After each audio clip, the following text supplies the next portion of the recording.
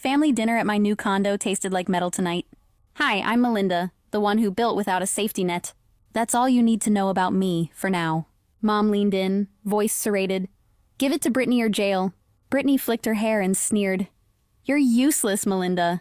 Daniel, my lawyer, watched quietly, one eyebrow warning me patience.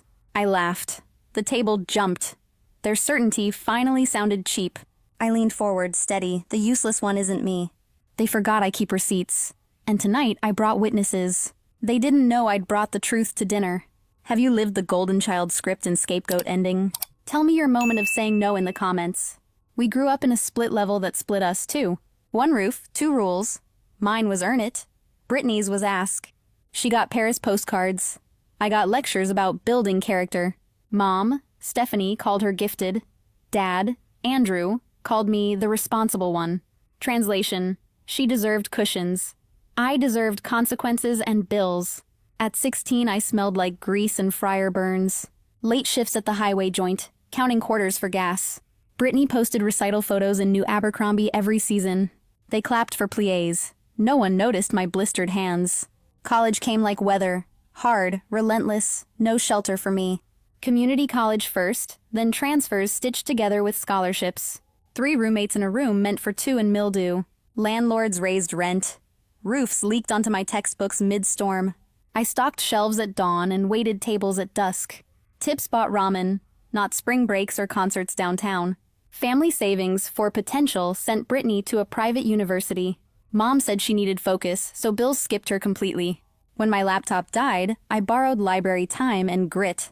When hers cracked, Dad suggested I spot your sister just once.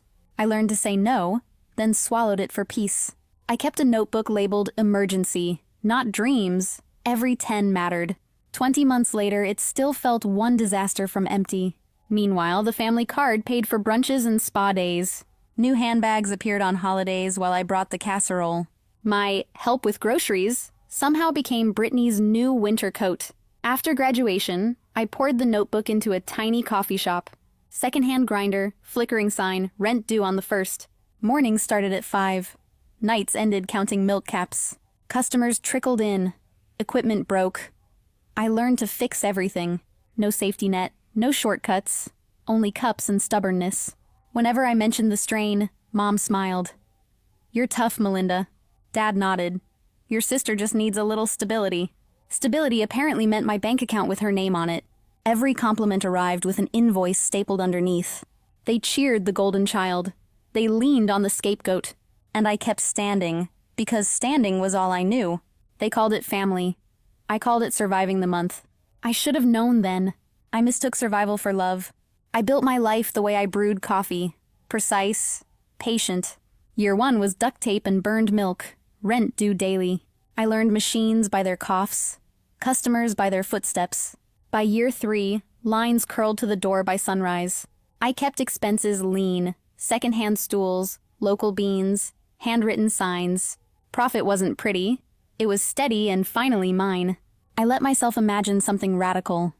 A place with quiet. Not a mansion, just a condo where locks answered only to me. I met Karen, a blunt realtor who hated fluff. She walked me through listings like a drill sergeant with keys. We found a 1-bedroom with light that forgave long days. High ceilings, a small balcony, enough room for breathing. I ran the numbers twice, then once more for superstition. Savings, modest salary, mortgage pre-approval that didn't strangle cash flow. 30,000 down. Every shift I'd ever survived on paper. I signed at a metal desk that squeaked like old brakes. Move-in was rain and 3 flights without an elevator. Thrifted furniture. 1 decent lamp. Boxes labeled with black marker. That first night, the refrigerator hummed and nothing else did. Peace is louder than applause when it finally arrives. I planned to tell no one until walls felt settled. But secrets leak faster than roofs in my old apartments. 3 weeks later, my phone lit up like a siren. Missed calls, group texts, a sudden family weather alert. Then the email arrived, addressed to Dad from Mom. Subject: Britney's future. Accidentally CC'd to my work account. They'd mapped my condo as her restart, not my home. Melinda's responsible. She'll do it. Britney deserves a break. An hour later, Britney texted with confetti and photos. Look at this 2-bedroom near the park, perfect for me. No budget, no plan, only certainty I'd hand over keys. Entitlement wears perfume. You can smell it through a screen. I didn't reply. I opened my ledger instead. I reset passwords, added pins, locked what I'd unlocked. Then I called Daniel, the business lawyer who reads subtext. Dinner? I asked. At my place. Bring your calm voice. Vanessa, my cousin, warned me they were staging an ambush. Perfect. I prefer truth served while everyone is seated. I invited Mom, Dad, and Britney to see the condo. Simple menu. Takeout pizza, water, and consequences if necessary. I set the table the way I set boundaries, clearly. Phones charged, documents saved, envelopes ready with printed headers. The email sat in bold on my home screen. Silence sharpened into resolve like a well-honed knife. I wasn't walking into their script this time. They wanted a scene. I chose the stage and lighting. If they needed me quiet, they should have picked another daughter. If they wanted a scene, I'd give them one, with witnesses. They arrived early and irritated, perfume and accusations in my hallway. Dad checked his watch. Mom's smile cut. Britney scrolled. 3 bites in, Mom leaned close. Give the condo to Britney, or you'll go to jail. Britney didn't look up. You're useless. Daniel set his glass down without a clink. I laughed. The table jumped. The useless one isn't me, I said. You took my silence for permission. That ends tonight. Dad pointed like a coach.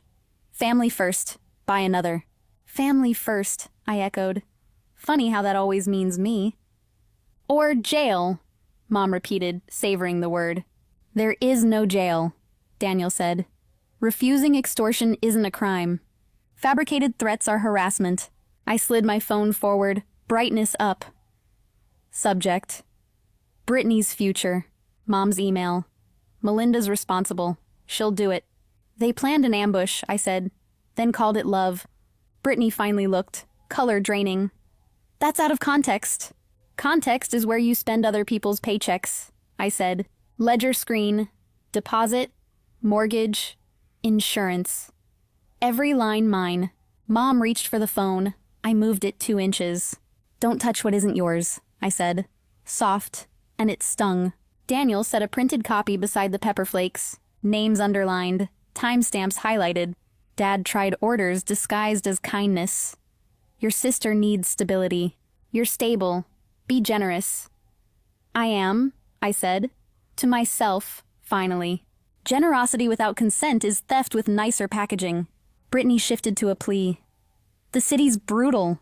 Don't you want me safe? I want you honest, I said. Safety follows honesty, not invoices. Mom pivoted to migraines and sacrifice. Stress is killing me. Stress is consequences arriving, I said. Open the door. Persist, Daniel said, and you'll get letters. Silence hit hard. I stacked plates like years I couldn't return. Here's what happens. You stop asking for what's mine and fix what's yours. No more secret plans. No more forwarding my life to Britney. Dad opened his mouth. I raised my hand, closed it for him. Backups live in 3 places. Test me and meet a judge.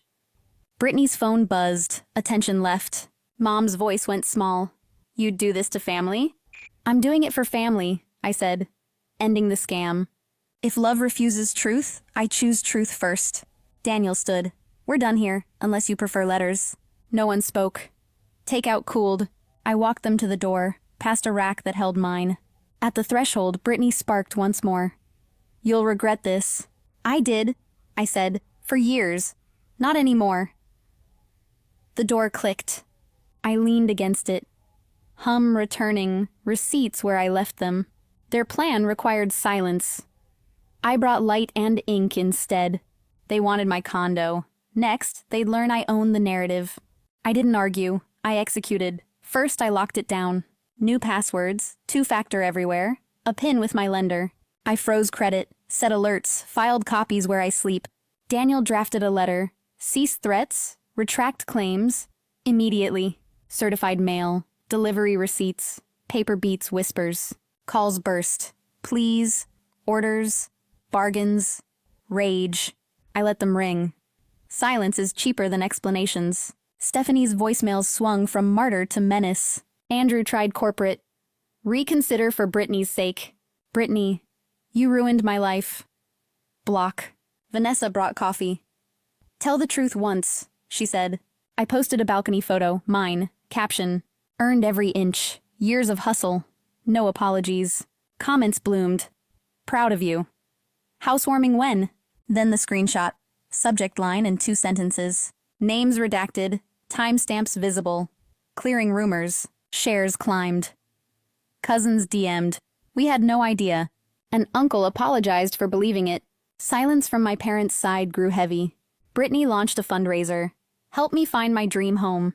Her bio called me greedy. Abandoning family in need. It raised $50 in a storm of questions. She pulled it.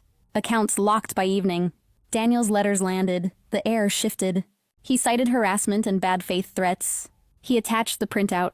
Names and timestamps highlighted. Contact through counsel or we proceed. Their replies became careful. At the shop I worked like I'd been unhooked. I trained a new hire, fixed a wobbly table, laughed easier. Regulars noticed. You look lighter. New boundaries, I said. They tasted like oxygen. Stephanie tried the gossip loop. Screenshots circled back. I posted nothing else. Truth doesn't need hourly commentary. Andrew emailed, let's de-escalate. I saved it. Britney DM'd from a burner. 1 month? Block. Nights on the balcony, I counted wins. Sleep, breath, appetite, laughter. Small and loud. I stopped performing daughterhood. I inhabited my life. The condo softened from fortress into home. Keys on the hook, receipts filed. Pulse ordinary. Daniel called. No filings from their side. You're clean. Good, I said. I'm done funding fantasy. He chuckled. Understood. I wrote 1 line. Stop explaining the boundary to the person it protects. The pen didn't shake. Neither did I. They wanted my condo. Instead, they met the line. And the line held like steel I forged. The storm had passed. Now came rebuilding, on my terms. Morning arrived quiet and stayed that way. I brewed coffee for one and let the steam be ceremony. Peace arrives like a checked box. Done. Daniel wrote. No filings. Their counsel is silent. I archived it beside receipts and slept. Boundaries file neatly when you honor them. News moved without me. The old script lost its choir. Screenshots exist. Rumors commute to extinction. Britney's orbit shrank to a retail counter and rigid hours. For once, the clock didn't bend for her.